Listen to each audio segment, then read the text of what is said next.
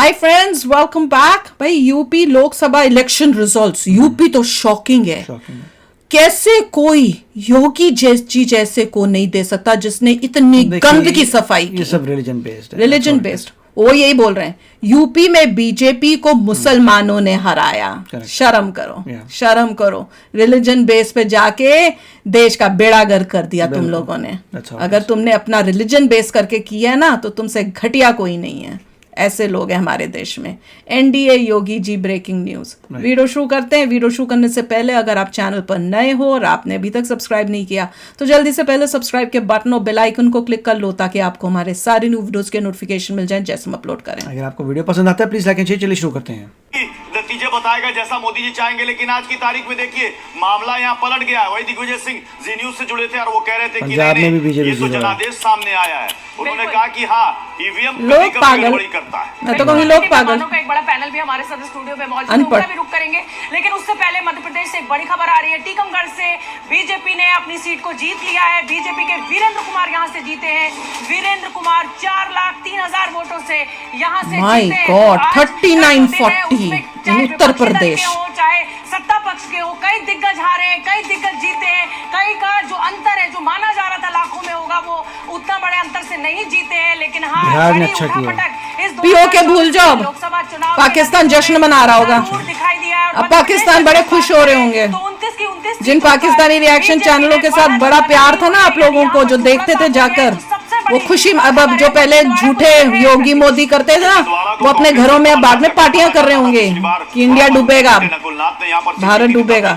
जब उस वक्त बीजेपी की प्रचंड लहर थी, 28 सीट बीजेपी जीत चुकी थी, लेकिन उस किले को, उस छिंदवाड़ा को बीजेपी शर्म आनी चाहिए। आप देखिए कि दूसरी जगह पर जहाँ पर पंजाब में कांग्रेस वापस आ रही है, वहाँ झटका मिला है।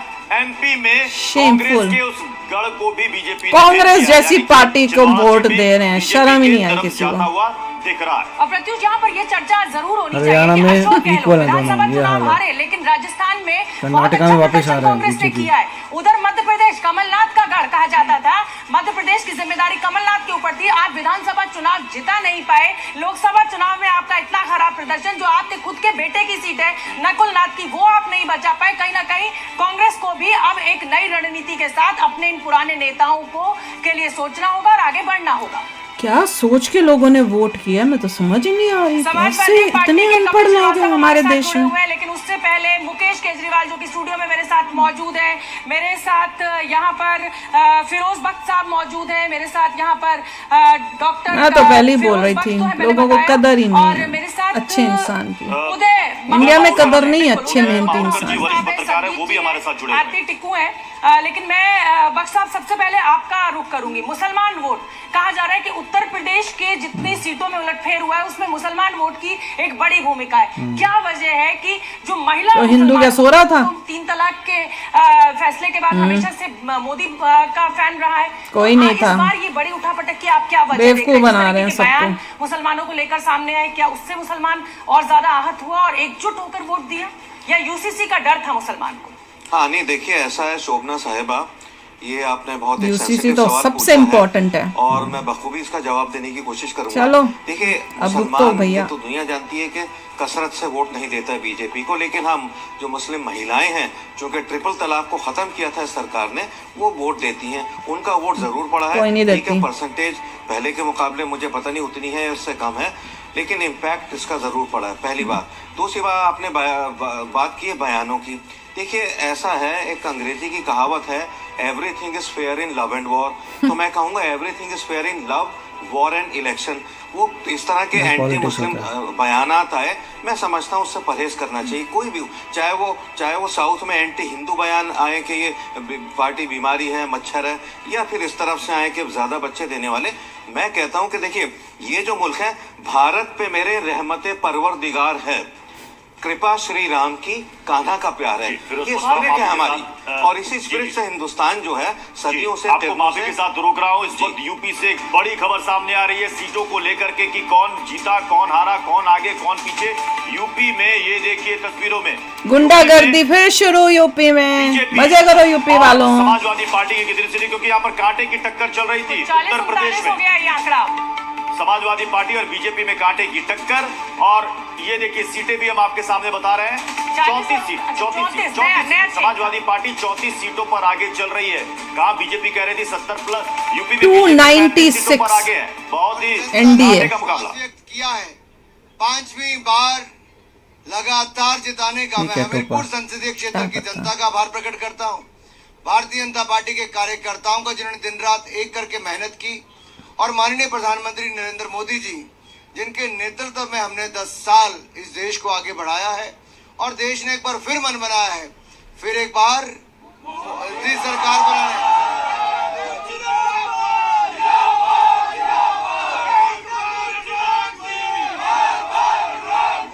और ये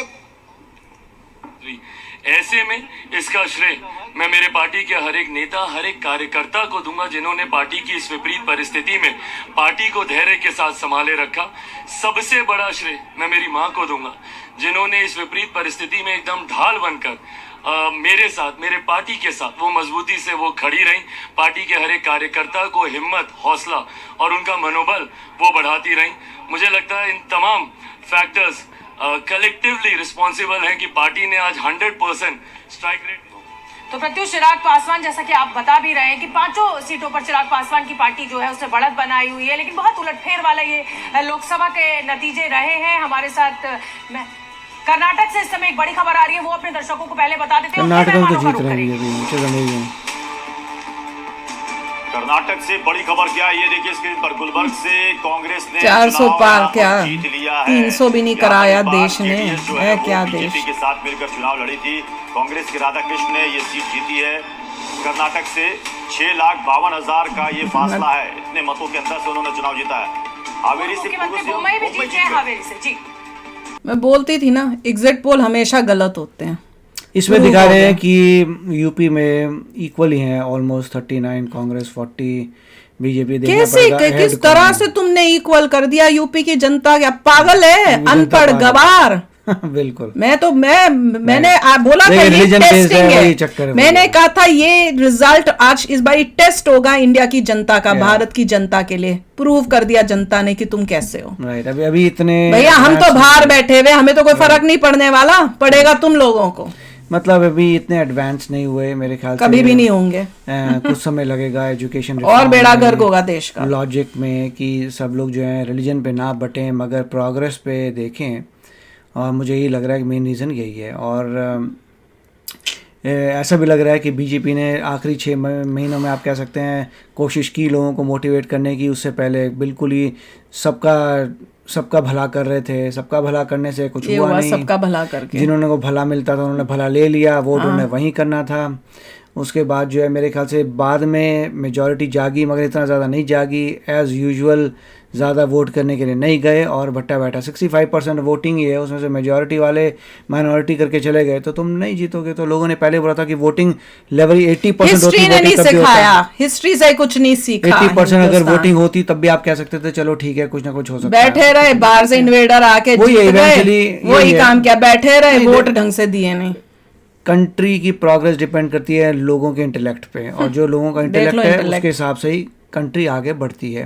अगर लीडर भी अच्छा हो, लीडर भी चाहे कि कंट्री तेजी से आगे बढ़े, वो तेजी से आगे नहीं लेके जा सकता कंट्री को, क्योंकि लोगों की एबिलिटी पे सब कुछ डिपेंड करता है। हमने डेवलप्ड कंट्री बनना था जी, मोदी जी। अब बैठे रहो, अब बैठे रहना, डेवलप्ड कंट्री का सपने ही लेके बैठना। जीडीपी 8% बढ़ रहा था, अब पता नहीं उस पर कितना डेंट आएगा, क्या होगा प्रोग्रेस। विल हैव टू सी। मोदी जी लोगों ने कदर नहीं जानी। मैं आपको मोदी जी का भी जो कॉन्फिडेंस है नीचे करा दिया, मेरा कर दिया। तो वो जो इतनी मेहनत कर रहे थे देश के लिए, अपने लोगों पे विश्वास था उनका, तोड़ दिया यार। एक तुमने दुनिया को दिखाया कि क्या है हम इंडियंस, हमारे में दिमाग ही नहीं। चलिए देखेंगे इवेंचुअली इसमें इंडिया की प्रोग्रेस पे कितना इफेक्ट होता है, कैसे चीज़ों पे इफेक्ट होता है, पता चलेगा धीरे धीरे।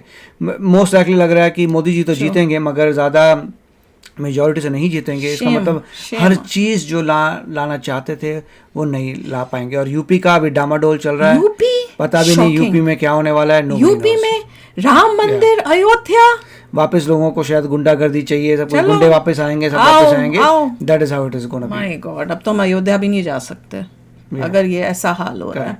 तो चलो यार, आप भी शेयर करना अपने थॉट्स। चलते हैं, मिलेंगे नेक्स्ट वीडियो में बहुत ही जल्द। Till then take care and bye bye. तो अगर आप मेरे इस चैनल पे नए हो तो जल्दी से सब्सक्राइब के बटन को हिट करो और बेल आइकन को क्लिक करो, ताकि आपको मेरा जब नया वीडियो मैं लगाऊं आपको उसके बारे में जल्दी से पता चल जाए।